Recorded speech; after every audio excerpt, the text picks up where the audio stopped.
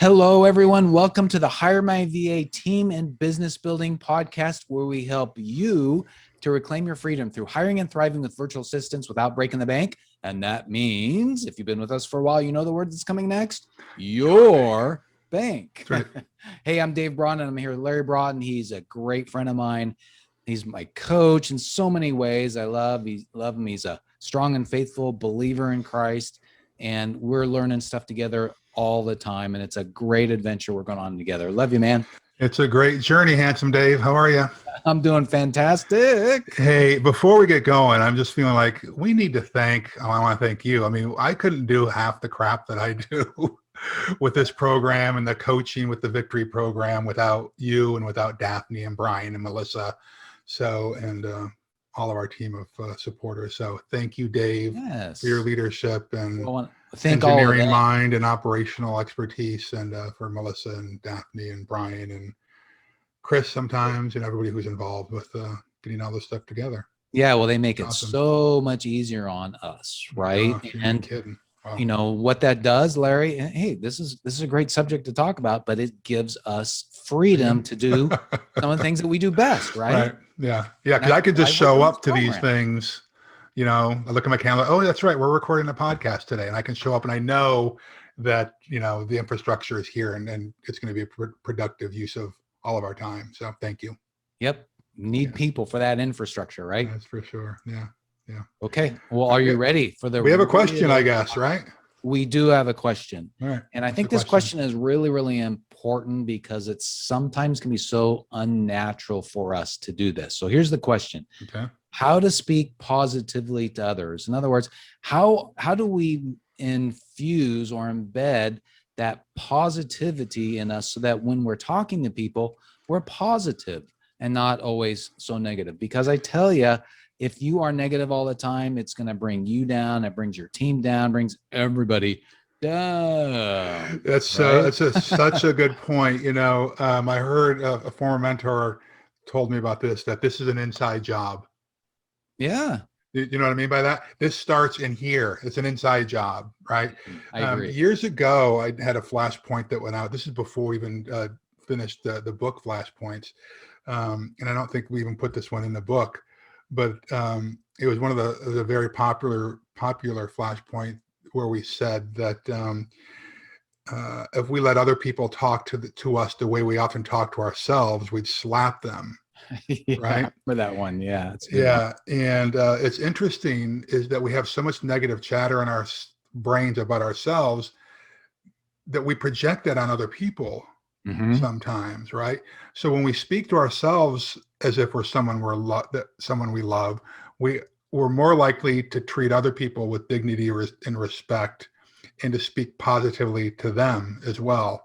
So I don't want to get too airy-fairy on this. I'm not going to encourage everybody to go through talk therapy, but I do think that there's an important element here that we need to love ourselves. We need to speak positively to ourselves before it's ever going to happen outwardly.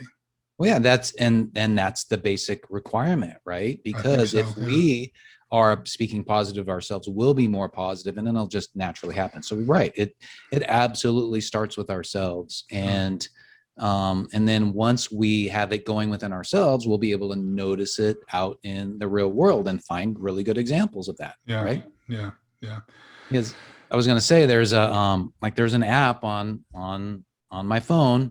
One of the places we like to go, Cafe Rio, and it's not an advertisement, but just like their food. And, I had mistakenly, they have a rewards where, you scan your receipt and get rewards and all that.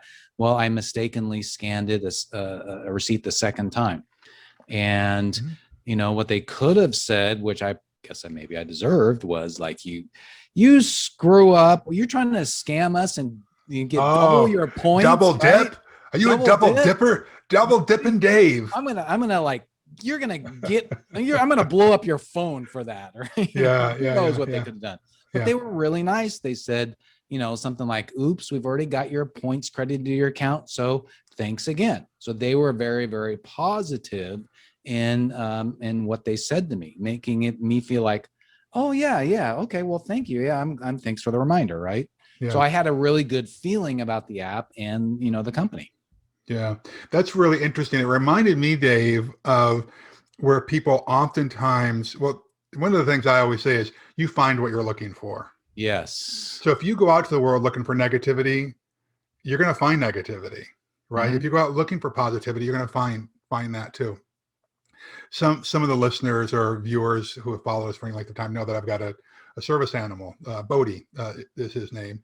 And for those who don't know, part of the whole thing of having a service animal is you don't have to have them wear a vest or a collar that says, hey, this is a service animal. You don't have to do that. Some people do just to make it easier. And sometimes he wears the collar and sometimes he doesn't.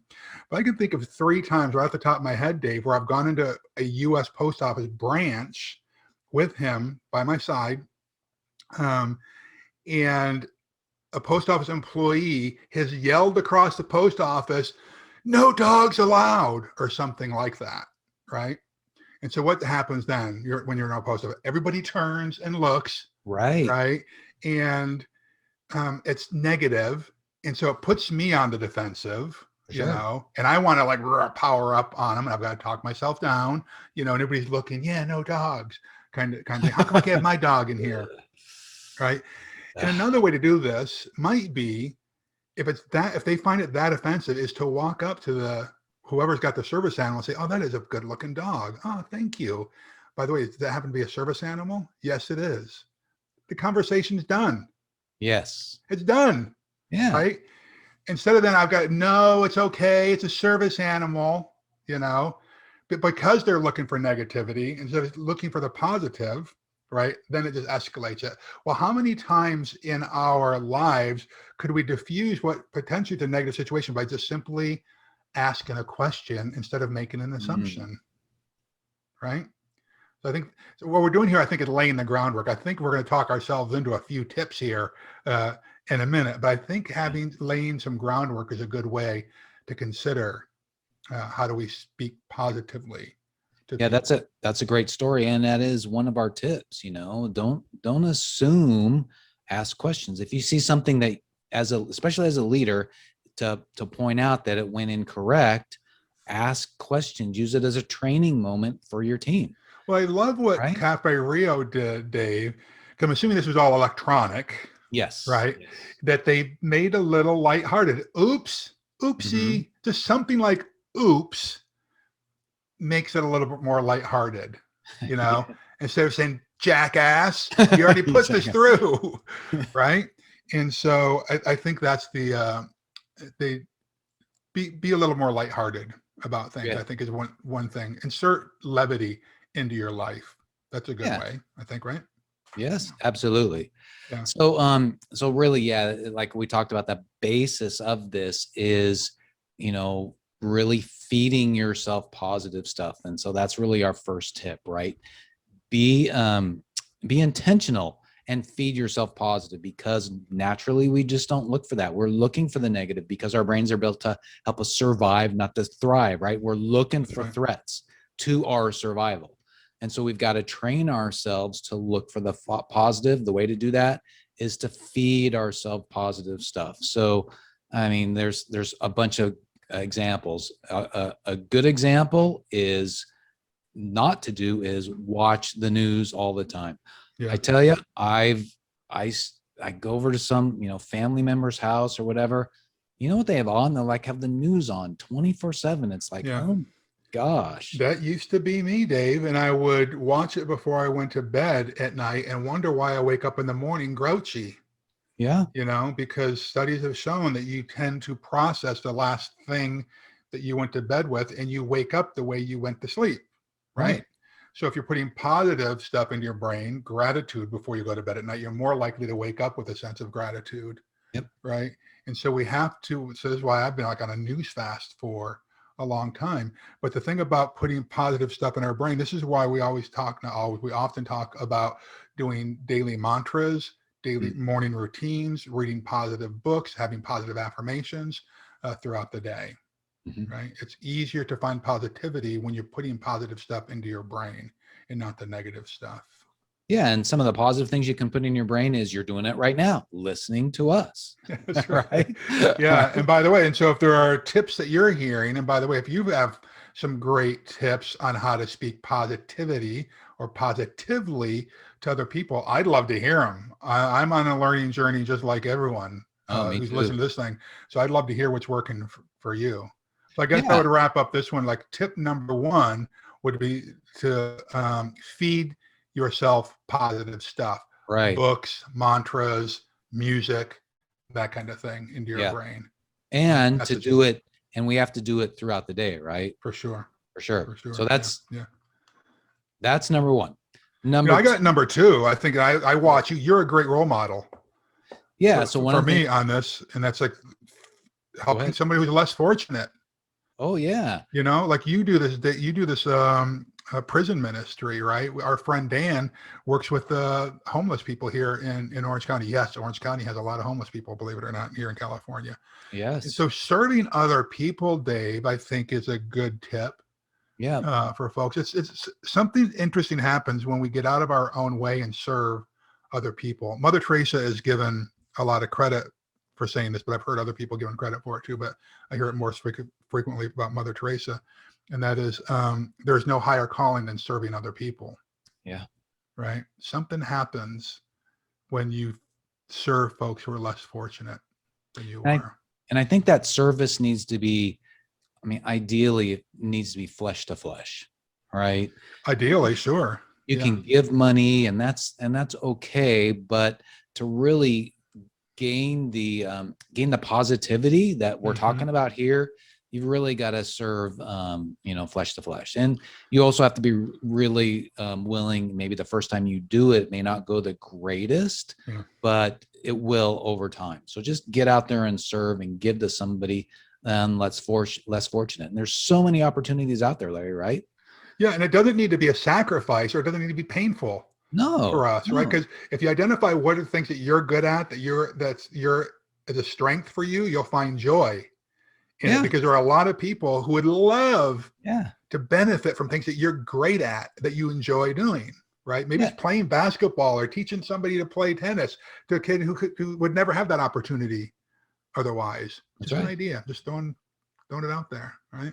Yeah, even little acts, like every now and then we'll take some of our old clothes, or not old, but stuff that we're not using, and we'll take them down to our church, to their oh gosh, I forget what they call it, but just a place where it's kind of like a thrift store. Use, right? So just taking that out and giving that's a positive thing, because you know that the stuff that you're not going to use, other people will use and take advantage of. So you're gifting that away. Or taking, old books to like there's somewhere around here called Friends of the Library. You can give some of your old books and they'll sell them for $1 to other people. So you can really do something positive in that way. So it's pretty easy. You can go and give up for yourself and do like hours and hours and hours of stuff, but you can just do a few minutes every now and then. And that really helps. Just that. Yeah, I like that. That's a good one.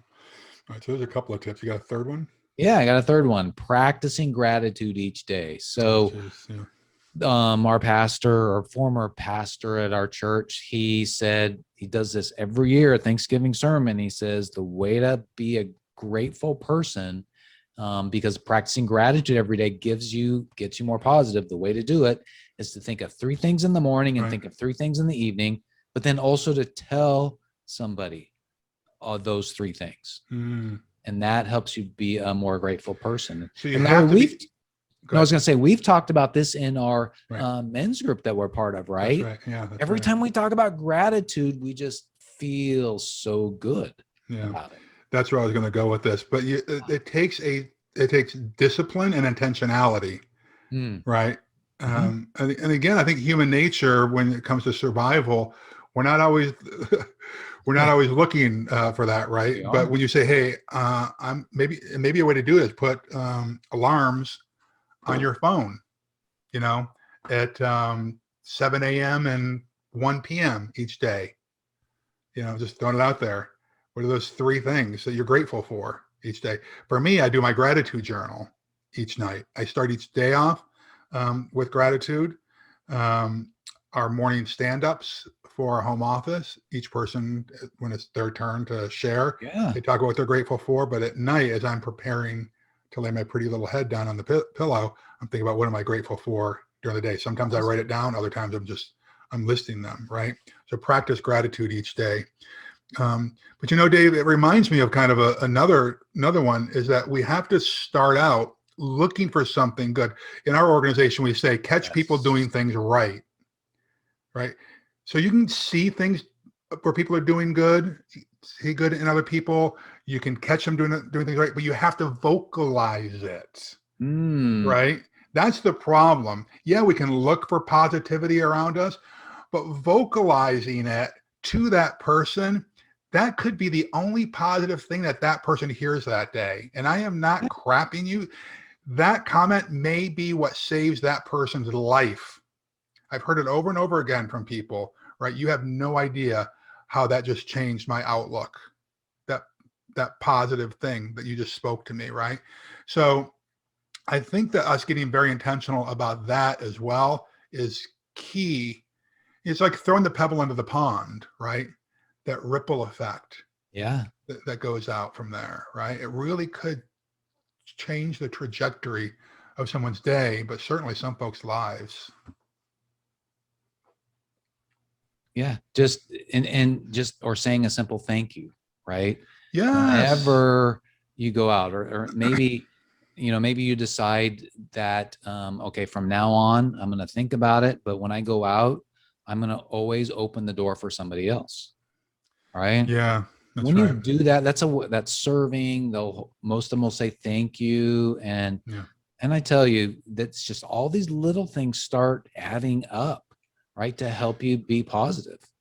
Well, Dave, all of this is reminding me of a video that we did several years ago called Brain Flushing, right? Because I think for many of us, particularly if we're broken, if we're wounded, or whatever the phraseology you want to be, I just use the term human. If you're human, you got a lot of crap that's stored up here in our brain. And, it's like our brain is like a hard drive. It will just save all that stuff, right?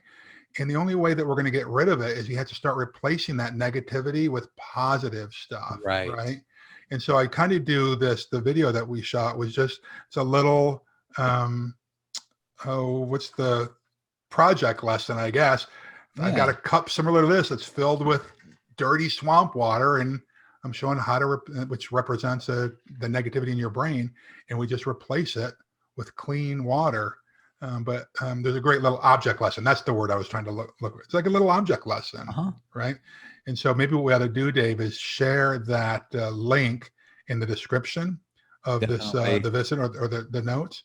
And if you've got a little object lesson, if you're listening or watching this, I'd love to hear what's that object lesson that you might have been taught, as a child or even as an adult that's helped you create a word picture in your mind about being positive versus being negative. Love to hear it. Yeah, please do. Please do. Yeah. So let's talk about the tips we had. Number one was feed yourself positive stuff. Remember, you've got to actively do that. Number two, give of yourself, volunteer, right? Give of yourself to someone less fortunate. Okay. Number three, practice gratitude every day. Good point. Multiple times throughout the day. And especially like Larry said, the night before or not the night before, but when you go to bed and journal. Number four, don't assume when you see something negative that's out there that you need to correct. Ask questions and flip it around to the positive. And then number five is start your day looking for something good somebody has done, especially somebody on your team. Ah, there you go. What do you think? Yeah. Those are powerful. Well, I don't know about you, but I'm really positive. There we go. And again, as Mother Teresa is credited for saying, there is no higher calling than serving other folks, other people, right? Absolutely. And I've lived in the negativity and I've lived in positivity. I'd rather be on this side. I'd rather be in the light than in the dark. Right? It's a lot more fun. Yeah, it is. Get it to where your cheeks are hurting when you're smiling. Yeah, that's right. That's right. Yeah. All right. Everybody, thank you for joining us today, being with us. And remember, building a team is the way to reclaim your freedom. And we're here to help you. Yeah. 3 things we'd love for you to do, and we really appreciate it. Number 1, subscribe to this podcast if you haven't already done so. Yep. Number 2, give us a rating, preferably 5-star leave a comment below this video. Give us your tips on how you're able to stay positive, right? Any comment, because it'll help us to get the word out on our podcast and our YouTube channel. And then number 3 is go to HireMyVA.com for more information on our course and community, because remember, even without experience, you'll learn how to prepare for, hire, and thrive with virtual assistants. Larry and I really want to help you guys make a big difference in your lives and in your community and help you get freedom. So just go to HireMyVA.com for more information. Yeah. And folks, if you hung around this long in this video, you've heard us use this word community for a couple of programs that Dave and I are part of. And those really are I think they're the most powerful part of both the HireMyVA program and the Victory Mastermind program. So participate in that community, ask questions there. A lot of the questions that we address in this podcast come from the community and from comments that are made here. I really want folks to make a positive impact in the world. Dave wants that too. It's why we invest so much time serving and helping other folks. And so I would encourage you, do yourself a favor, do the world a favor, go out and do something significant today. So God bless you. God keep you. God hold you. All right, my friends, go get them. We'll see you later. Bye, everybody. Yeah.